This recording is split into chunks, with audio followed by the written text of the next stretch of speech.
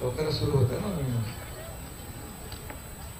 गेले 8 दिवस सुरू असलेलं हिवाळी अधिवेशन आज संपलंय आणि अधिवेशनामध्ये झालेलं कामकाज आणि घेतलेले निर्णय त्याला आपण सर्वांनी चांगली प्रसिद्धी दिली, याबद्दल आपल्या सगळ्यांचे आभार. हे अधिवेशन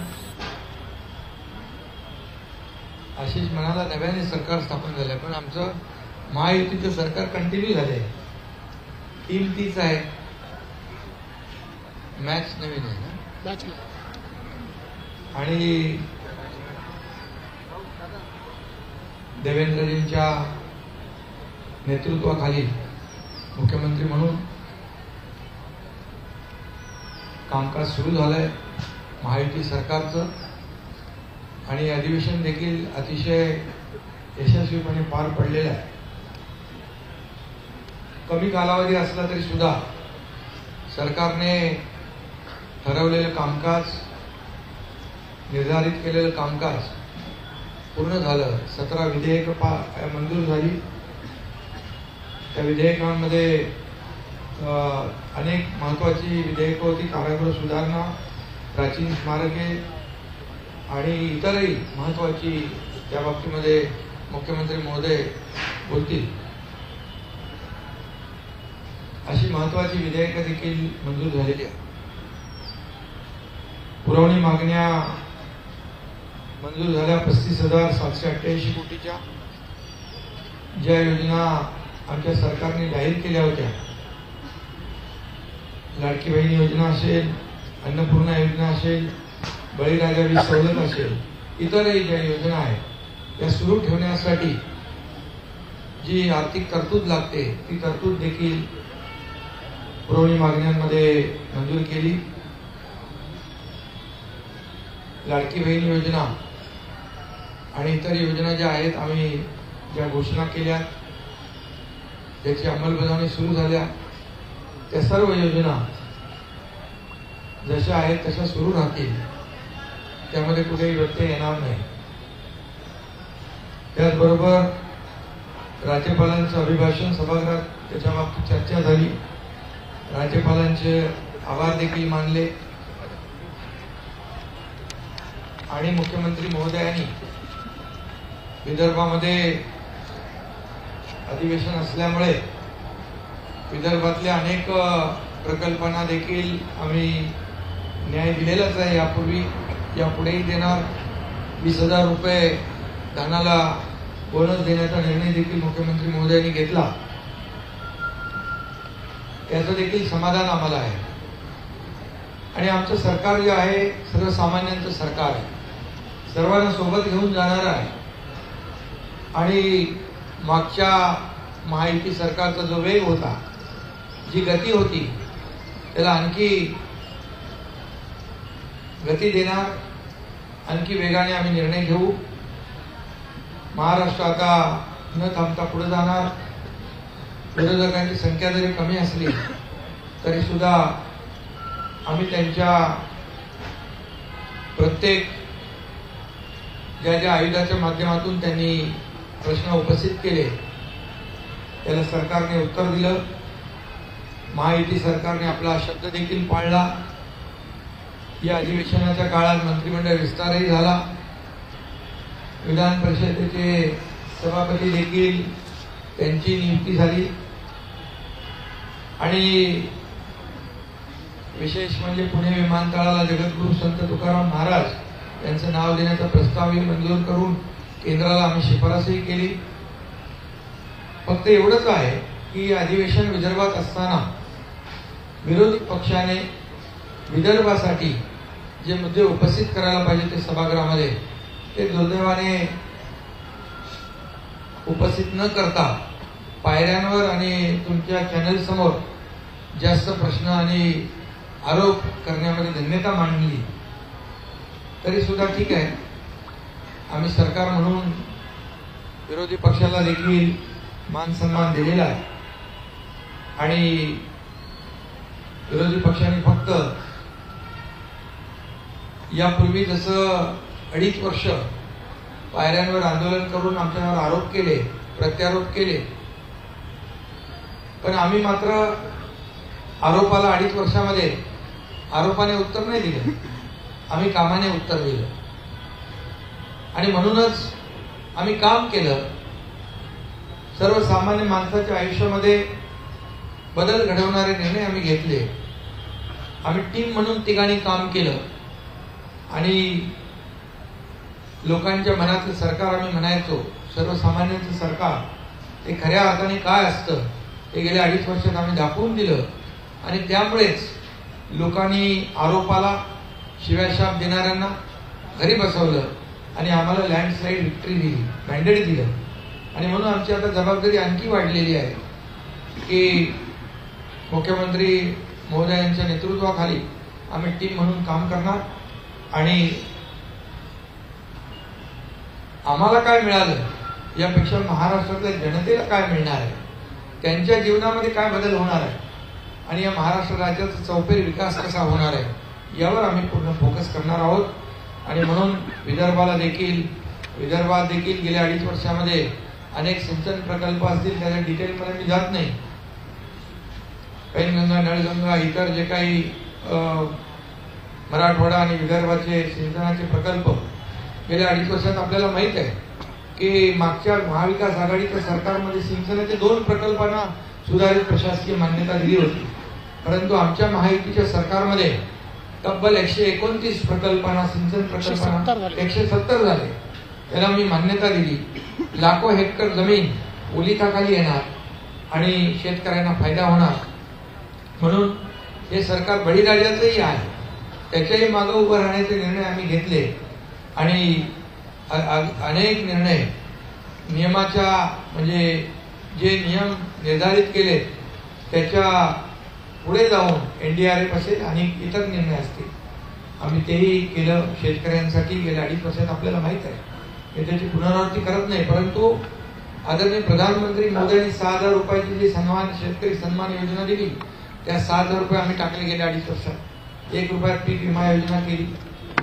मुख्यमंत्री महोदयांनी सोलर, म्हणजे आपल्या सौर ऊर्जेवर भर दिला आणि शेतकऱ्यांना आता दिवसा वीज देण्याचा आमचा प्रयत्न आहे, तो आम्ही यशस्वी करतोय.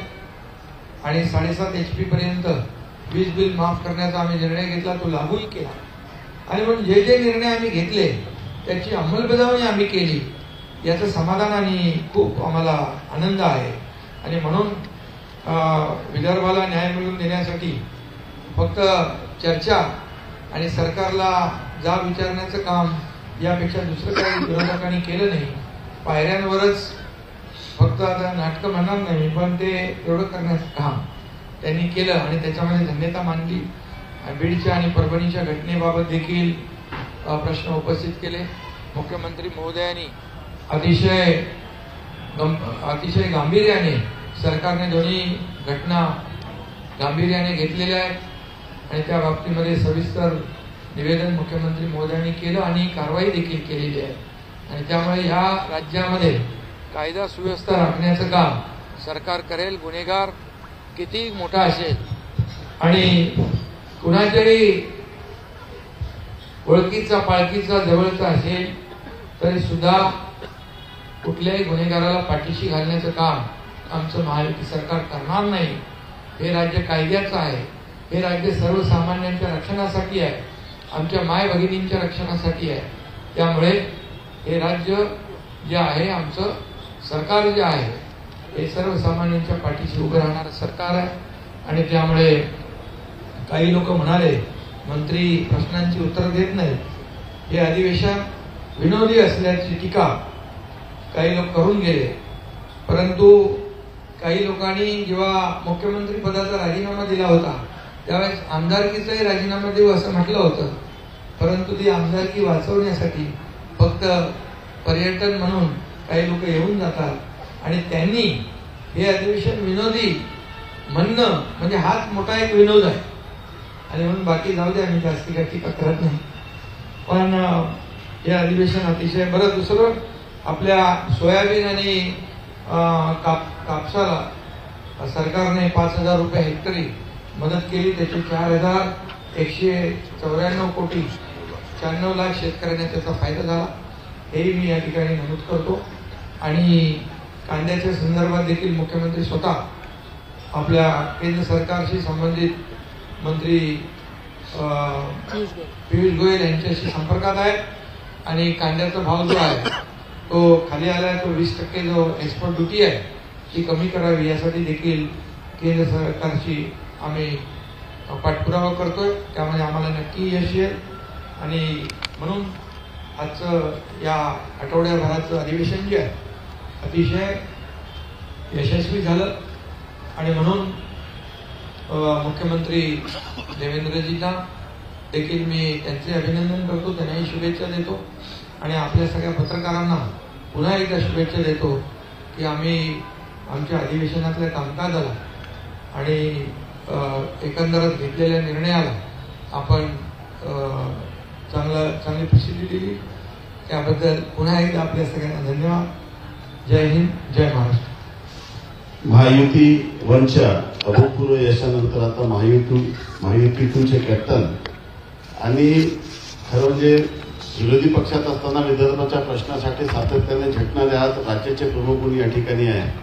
आणि एक काळ असं होतं की आम्ही धानासाठी आंदोलन करत होतो, परंतु विरोधी पक्षांनी कुठल्याही शेतकऱ्यांसंदर्भात कुठलाही प्रश्न उपस्थित न करता संवेदनशील मनाने विदर्भाच्या धान उत्पादक शेतकऱ्याला बोनस देणारे राज्याचे प्रमुख मुख्यमंत्री महोदय यांना मी विनंती करतो की त्यांनी संबोधित करा। आपल्या सर्वांचं या पत्रकार परिषदेमध्ये मी मनपूर्वक स्वागत करतो। पहिल्यांदाच कुठली वेगळी बातमी बनू नये म्हणून स्पष्टीकरण करतो की राज्याचे आमचे दुसरे सहकारी आणि उपमुख्यमंत्री अजितदादा पवार हे दुपारीच माझी परवानगी घेऊन बीड आणि परभणी या दोन्ही ठिकाणी ज्या घटना झालेल्या आहेत त्या घटनेमध्ये जे पीडित आहेत त्यांची भेट घेण्याकरता त्या ठिकाणी गेलेले आहेत, म्हणून ते पत्रकार परिषदेत उपस्थित नाहीत। अन्यथा अजितदादा नाराज अशा प्रकारची बातमी कृपया लावू नये। आताच माननीय एकनाथराव शिंदेजींनी आपल्या समोर संक्षिप्त अशा प्रकारचा आढावा ठेवलेला आहे। हे अधिवेशन 6 दिवसाचं अधिवेशन या ठिकाणी झालं, त्यापूर्वी 3 दिवस मुंबईमध्ये छोटंसं अधिवेशन झालं होतं आणि आपल्याला कल्पना आहे की प्रत्येक 5 वर्षाने जेव्हा नव्याने निवडणूक होते त्यावेळी पहिलं अधिवेशन हे छोटं अधिवेशन असतं, कारण ते केवळ पुरवणी मागण्यांपुरतं अधिवेशन असतं, इतर फारसं कुठलं कामकाज त्या अधिवेशनामध्ये होत नाही। तथापि या 6 दिवसामध्ये भरगच्च अशा प्रकारचं कामकाज या अधिवेशनामध्ये राज्य सरकारने केलेलं आहे आणि विशेषतः 17 विधेयकं मंजूर करण्याचं काम आणि चर्चेसहित म्हणजे गोंधळात नाही तर चर्चा करून 17 विधेयकं मंजूर करण्याचं काम आपण केलेलं आहे आणि एक विधेयक महाराष्ट्र विशेष जनसुरक्षा विधेयक हे संयुक्त चिकित्सा समितीकडे आपण पाठवलंय। खरं म्हणजे अर्बन नक्षलवाद आणि फ्रंटल ऑर्गनायझेशन्स या संदर्भात नक्षल पीडित सर्व राज्यांनी असं विधेयक केलेलं आहे, म्हणून आपल्याही राज्यात ते केलं पाहिजे असा अँटी नक्षल ऑपरेशन्स विभागाचा आग्रह होता। म्हणून आपण ज्यावेळेस शिंदे साहेब मुख्यमंत्री होते आणि मी गृहमंत्री होतो त्यावेळेसच आपण याचा मसुदा तयार केला होता, परंतु या संदर्भात अनेक अफवा पसरवण्यात आल्यामुळे त्यावेळेस आम्ही ते मांडलं नाही आणि आताही विरोधी पक्षाने कुठलीही मागणी न करता आम्हीच हा निर्णय केला की अशा प्रकारचं विधेयक मंजूर करताना कुठेतरी लोकशाहीची पायमल्ली करायची आहे विरोधकांचा आवाज दाबायचा आहे, अशा प्रकारच्या ज्या वल्गना केल्या जातात,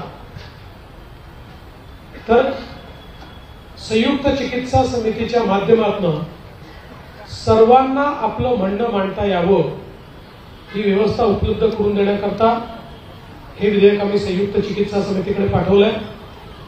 जेवढ्या संघटना आहेत ज्यांना आपलं म्हणणं मांडायचं आहे त्या सगळ्यांना आपलं म्हणणं मांडण्याची पूर्ण संधी मिळेल. सर्व पक्षीय 21 लोकांची समिती या ठिकाणी ही तयार करण्यात आली आहे आणि त्याच्या रिपोर्टवर पुढचं काम हे या ठिकाणी केलं जाईल. आपल्याला कल्पना आहे की जवळपास 35,000 कोटी रुपयाच्या मागण्या या आपण या ठिकाणी मांडलेल्या आहेत. यामध्ये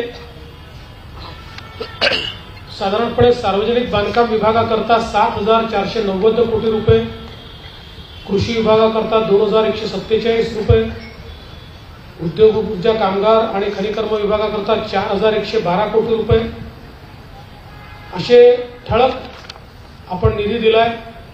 ज्यामध्ये आमची जी फ्लॅगशिप योजना आहे मुख्यमंत्री बळीराजा वीज सवलत योजना त्याच्याकरता 3,500 कोटी रुपयाची तरतूद करण्यात आली आहे. मुख्यमंत्री माझी लाडकी बहीण योजना याकरता 1,400 कोटी रुपयाची तरतूद करण्यात आलेली आहे.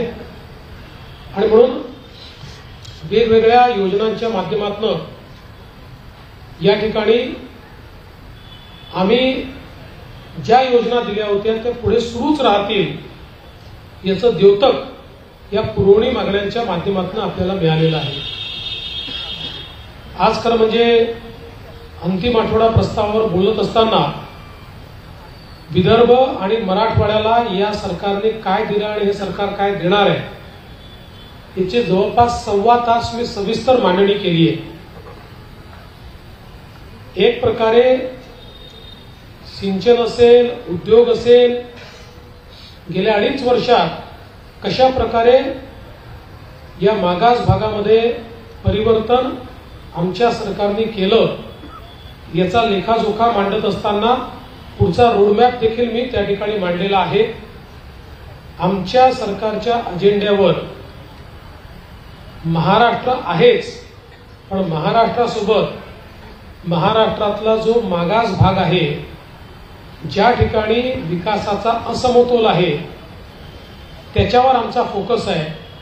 आणि म्हणून नदीजोड प्रकल्प असतील, सिंचनाचे प्रकल्प असतील, उद्योग असेल, इन्फ्रास्ट्रक्चरचे प्रकल्प असतील, असा चौफेर विकास आम्ही कशा प्रकारे करतो हे आपण या ठिकाणी सांगितलंय.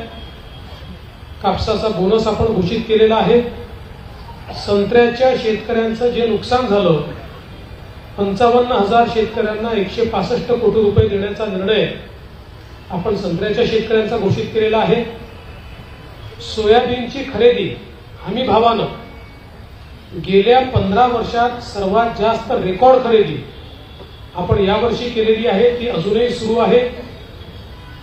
12 जानेवारीपर्यंत ही खरेदी सुरूच राहणार आहे. कापसाच्या खरेदीच्या संदर्भात मार्केटचा रेट हा हमी भावापेक्षा जास्त असल्यामुळे मार्केटमध्ये खरेदी मोठ्या प्रमाणात होत आहेत. सीसीआय मध्ये आता फार कोणी कापूस आणत नाही. ती स्थिती तुरीची आहे. खरेदी केंद्र उघडले आहेत, पण मार्केटमध्ये हमी भावापेक्षा जास्त दर असल्यामुळे तुरीची खरेदी मार्केटमध्ये चाललेली आहे. त्यामुळे शेतमालाला जिथे योग्य भाव मिळेल तिथे त्याची विक्री चालली आहे. जिथे अडचणी आहेत तिथे इंटरव्हेन्शन करून त्याच्या खरेदीची पूर्ण व्यवस्था आणि विशेषतः विदर्भ मराठवाड्यामध्ये जी पिकं आहेत त्या पिकांना न्याय देण्याचं काम हे या ठिकाणी आपल्या सरकारने केलं आहे. हे सगळं होत असताना या काळामध्ये आपण एडीबी सोबत देखील एक करार केला आणि एशियन डेव्हलपमेंट बँक आणि युरोपियन इन्व्हेस्टमेंट बँक या दोघांनी मिळून आपल्याला नागपूर मेट्रो करता जवळपास 3,586 कोटी रुपयाचं कर्ज दिलं आहे. आणि मला सांगताना आनंद वाटतो की याचा व्याजदर जो आहे हा 0.72%, म्हणजे 1% देखील कमी दराने हे कर्ज त्यांनी आपल्याला दिलेलं आहे. आणि एक्सचेंज रेट हा डॉलर नाही आहे, तो येन आहे. डॉलरमध्ये मोठ्या प्रमाणात इन्फ्लेशन होतं. येन ही आपल्याकरता स्टेबल करन्सी आहे आणि 20 वर्षाचं हे कर्ज आहे. 5 वर्षाचा मोरटोरियम आहे. त्यामुळे मोठ्या प्रमाणात आता नागपूर मेट्रो टप्पा 2 याला गती या माध्यमातून मिळणार आहे. जवळपास 43 किलोमीटरचा हा टप्पा आहे आणि नागपूर परिसरातल्या 10 लाख प्रवाशांना याचा लाभ मिळणार आहे. आणि नागपूर जिल्हा हा शहराशी या टप्प्यामुळे जोडला जातोय. यासोबत आपली जी मित्रा संस्था आहे, या संस्थेच्या माध्यमातून ग्रामीण रस्ते हे आमचा प्रयत्न असा आहे की 1000 लोकसंख्येची जी गावं आहेत या गावांना कॉन्क्रीट रस्त्याने जोडायचं. त्या संदर्भात एशियन डेव्हलपमेंट बँकेशी करार आपला झाला. कौशल्य विकासाचे 500 केंद्रांच्या अपग्रेडेशनचा आपला करार झालाय.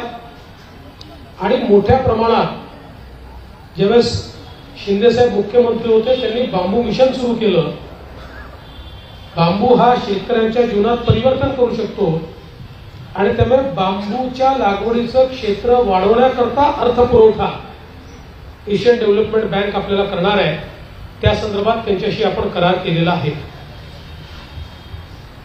या अधिवेशनामध्ये जी काही बिलं आपण मंजूर केली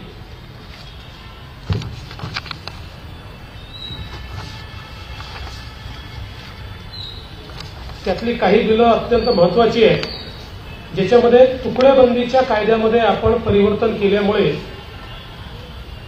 जो छोटा प्लॉट धारक होता त्याचं घर असून देखील त्याच्या प्लॉटचं नियमितीकरण होऊ शकत नव्हतं, ते नियमितीकरण आता होऊ शकणार आहे. खरं म्हणजे याचा निर्णय आपण मागच्या काळातच घेतला होता, पण 25% आपण त्याच्यावर दंड लावला होता. त्यामुळे 5-7 वर्षात एकही ऍप्लिकेशन आपल्याकडे आले नाही. तो दंड 5% करण्याचा निर्णय आपण घेतला. महाराष्ट्र राज्य कौशल्य विद्यापीठ जे आहे या विद्यापीठाला रतन टाटांचं नाव देण्याचा कायदा हा आपण या ठिकाणी मंजूर केलेला आहे.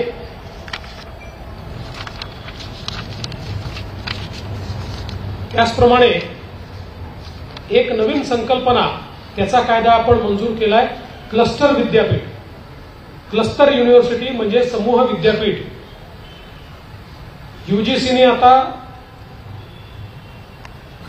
त्या ठिकाणी एक एडेड कॉलेज असेल आणि 4 अनएडेड कॉलेजेस असतील तर तुम्हाला क्लस्टर विद्यापीठ करता येतं, अशा प्रकारचा एक नियम तयार केला. त्याचा कायदा आपण तयार केलाय. दुसरं, महाराष्ट्र खासगी विद्यापीठे, त्यामध्ये 3 नवीन विद्यापीठ आपल्याकडे होत आहेत आणि त्यातलं एक जे पुण्याला नयनता विद्यापीठ होत आहे, याचा कायदा आपण केला आहे. महाराष्ट्रातल्या आणि देशातल्या 10 प्रमुख उद्योजकांनी एकत्रित येऊन सेक्शन 8 कंपनी तयार केली, नॉन प्रॉफिट कंपनी तयार केली आणि या लोकांनी हैदराबादमध्ये जमीन घेऊन तिथे हे विद्यापीठ तयार करायचा निर्णय घेतला होता. मी स्वतः त्यांना विनंती केली की तुम्ही महाराष्ट्रात करा, आम्ही तुम्हाला वेगानं सगळ्या प्रकारच्या मान्यता देऊ आणि त्यांनी ते मान्य केलं आणि आता त्यांचं विद्यापीठ सुरू होत आहे. हे देशातलं एक आगळं वेगळं आणि ज्यामध्ये अत्यंत चांगल्या प्रकारचे वेगळ्या प्रकारचे कोर्सेस असतील आणि जागतिक विद्यापीठाशी कॉम्पिटिशन करू शकेल अशा प्रकारचे विद्यापीठ आता पुण्यामध्ये तयार होत आहे. दुसरं, आपण आपल्या गड किल्ल्यांवर जे लोक घाण करतात, दारू पितात, त्यांच्याकरता शिक्षा वाढवण्याच्या संदर्भात आपण विधेयक पास केलं. हैदराबाद इनामे व रोज अनुदाने या संदर्भातला कायदा मंजूर केला, ज्यामुळे मराठवाड्यामध्ये ज्या जमिनीवर लोक बसलेले आहेत आणि ते कुठेतरी निजामाच्या काळच्या जमिनी असल्यामुळे त्यांना वर्ग 2च्या जमिनी म्हणून ट्रीट केलं जातं, त्या वर्ग 1च्या म्हणजे त्याची मालकी त्या लोकांना देण्याचा निर्णय आपण केला. धाराशिव सारखं पूर्ण शहर हे वर्ग 2च्या जमिनीवर आहे. आता त्यांना वर्ग 1च्या जमिनीत ते कन्व्हर्ट करून घेता येईल. त्याचसोबत महाराष्ट्र आपलं जे नॅशनल लॉ स्कूल आहे छत्रपती संभाजीनगरचं, त्याच्या नावामध्ये बदल करून औरंगाबादच्या ऐवजी छत्रपती संभाजीनगर करणं असेल. आणि एक अत्यंत महत्वाचं विधेयक महाराष्ट्र कारागृह व सुधार सेवा विधेयक, आपल्याकडे 1894 आणि 1900 म्हणजे जवळजवळ 125 वर्षापूर्वीचं कारागृह विधेयकावरच आपले कारागृह प्रशासन हे काम करत होतं.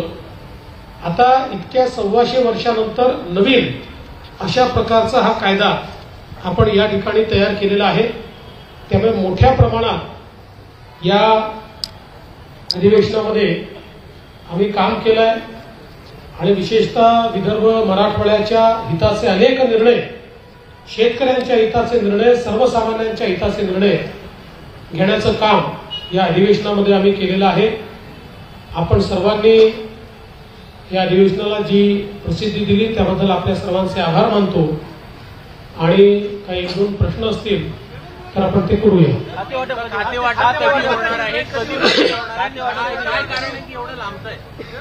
खाते वाटप लवकरच होणार आहे. लवकरचचा अर्थ ते आजही होऊ शकतं किंवा उद्या सकाळी देखील होऊ शकतं. नागपूरशी संबंधित 2 प्रश्न आहे. नागपुरात अधिवेशन होते आहे. भारतामध्ये असं एकही शहर नाही जिथं 4 विकास प्राधिकरण काम करतात. नागपूर एकमेव शहर आहे जिथं महामेट्रो आहे, NMRD आहे आणि नागपूर सुधार प्रन्यास आणि महानगरपालिका. मागच्या टर्ममध्ये तुम्ही नासुप्र बरखास्त करण्याचं हे केलं होतं, मात्र आमदार नितीन राऊत पालकमंत्री बनल्याबरोबर उद्धव ठाकरे सरकारमध्ये नासुप्रला पुनर्जीवित करण्यात आलं. ज्यावेळेस ते नासुप्र पुन्हा बरखास्त होणार का? विचाराधीन आहे, त्या संदर्भात योग्य निर्णय करू.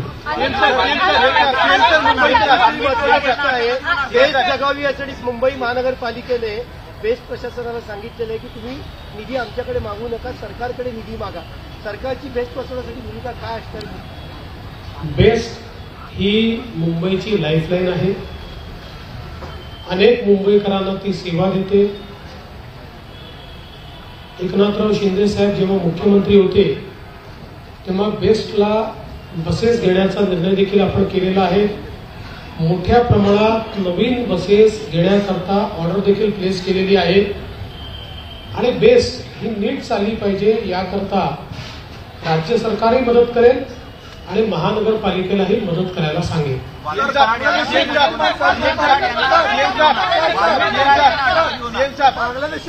असं आहे, मी कालही सांगितलं, कोणालाही सोडलं जाणार नाही. पोलीस सगळ्यांचा मागोवा घेत आहेत, सगळ्यांना अटक होईल. दादरमध्ये एक व्हिडिओ आला, दादरमध्ये फळ विक्रेते सुद्धा आता बांगलादेशी आहे. याआधी नितेश राणे यांनी सातत्याने या मुद्द्यावरती प्रकाश टाकलेला आहे. सरकारची भूमिका काय असेल? सरकारची भूमिका पक्की आहे. जे अवैधरित्या मुंबईमध्ये राहतात अशा बांगलादेशी नागरिकांना शोधणे आणि त्यांना डिपोर्ट करणे ही सरकारची भूमिका आहे आणि हे काम आम्ही सुरू केलेलं आहे. सीएम साहब, आपने एक प्रमुख 2 मुद्दे उठाए थे आपके भाषण में. एक तो नक्सल, अर्बन नक्सल का काफी मुद्दा जो भारत के खिलाफ, देश के खिलाफ राज्य में एक साजिश और अराजकता निर्माण करने का काम कर रहे हैं. उसकी 15 नवंबर को मीटिंग हुई थी. पहला मुद्दा है उसको लेकर, और आज एजेंसी ने कुछ जगह पर रेड भी की है. दूसरा, और टेरर फंडिंग को लेकर जिस चुनाव में जिस तरह से प्रयास किया गया, दोनों प्रश्नों पर आप जवाब दें. देखिए, अर्बन नक्सल के मामले में मैंने ये बात कही है कि राहुल गांधी इन्होंने चुनाव में भारत जोड़ो अभियान इसका इस्तेमाल किया. तकरीबन 180 संगठनाएं इसमें काम कर रही थी. इनमें से कई संगठनाएं ये फ्रंटल ऑर्गेनाइजेशन, जिसको बोली भाषा में अर्बन नक्सल कहते हैं, फ्रंटल ऑर्गेनाइजेशन के रूप में काम करती है. और मैंने महाराष्ट्र की असेंबली में सबूतों के साथ ये कहा कि हमने इनको फ्रंटल ऑर्गेनाइजेशन नहीं ठहराया। 2010 में, 2011 में, 2013 में और 2014 में महाराष्ट्र में जब उस समय की कांग्रेस एनसीपी की सरकार थी और केंद्र में भी जब यूपीए की सरकार थी, उस समय महाराष्ट्र की असेंबली में आर पाटिल साहब ने दिए हुए जवाब हो या केंद्र में केंद्रीय मंत्री ने दिए हुए जवाब हो, उन जवाबों में जो लिस्ट दी हुई है फ्रंटल ऑर्गेनाइजेशंस की, उसी लिस्ट में से कई ऑर्गेनाइजेशंस ये भारत जोड़ो अभियान का पार्ट है। और सबूत के तौर पर हमारे पास चुनाव के समय की कई निमंत्रण पत्रिकाएं हैं जो इन ऑर्गेनाइजेशन ने महाविकास आघाड़ी के लिए निकाली हुई है। इसलिए भारत जोड़ो अभियान में बड़े पैमाने पर जो लोग काम कर रहे हैं ये फ्रंटल ऑर्गेनाइजेशंस है, ऐसा हम नहीं, यूपीए की सरकार ने और उस समय की कांग्रेस एनसीपी की सरकार ने अपने रिपोर्ट्स में कहा है। यही बात मैंने सामने लाई है।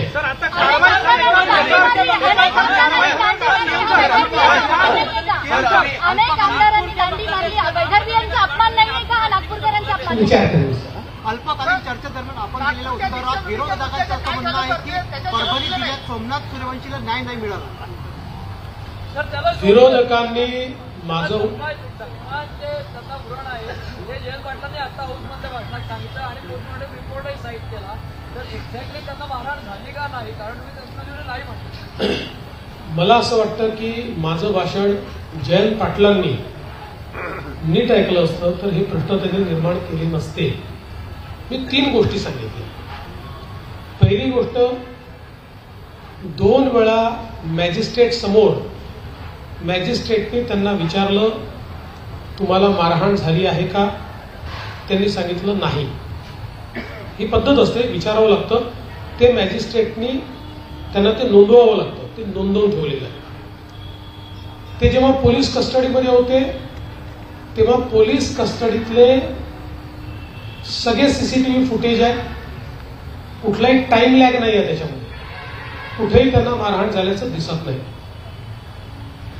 तिसरं, त्यांची जी मेडिकल एक्झामिनेशन झाली, मी जे सांगितलं की आपण जे सगळे दाखवतो आहोत ते पोस्टमॉर्टम रिपोर्टचं कव्हर दाखवतो, पण जी डिटेल्ड मेडिकल एक्झामिनेशन झाली त्याच्यामध्ये त्यांना श्वसनाचा दुर्धर रोग आहे हे तेव्हाच नमूद करून ठेवलेलं आहे, हे मी सांगितलं। तथापि एवढं सगळं झाल्यानंतर ते जेलमध्ये असताना, पोलीस स्टेशनमध्ये असताना नाही, जेलमध्ये असताना त्यांचा मृत्यू झाला आणि पोस्टमॉर्टम रिपोर्टच्या फ्रंट पेजवर मल्टिपल इंजुरीज असं लिहिलेलं असल्यामुळेच आपण त्याची न्यायालयीन चौकशी करतो आहोत की ज्या न्यायालयीन चौकशीतनं सत्य काय हे बाहेर आलं पाहिजे, हे लपवण्याचं कुठलंही कारण नाही आहे। राहुल गांधी आ रहे हैं, राहुल गांधी सोमवार की दिन आ रहे हैं। मला असं वाटतं तुम्ही ऐकलं नाही, याचा अर्थ मी जे उत्तर दिलं ते तुम्ही ऐकलं नाही।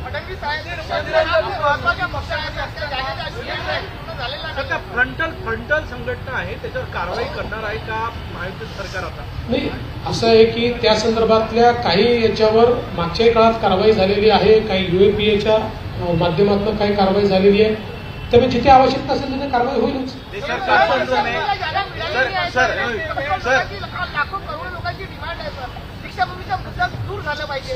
दीक्षाभूमीला ज्या ज्या मागण्या आहेत त्या आम्ही पूर्ण केलेल्या आहेत। ज्या जागेचं तुम्ही या ठिकाणी सांगताय ती कृषी विभागाची केंद्राची एक छोटीशी जागा आहे, ज्याची मागणी अनेक वर्षापासून त्या ठिकाणी आहे। आम्ही केंद्राला विनंती केलेली आहे की ती जागा त्यांनी द्यावी।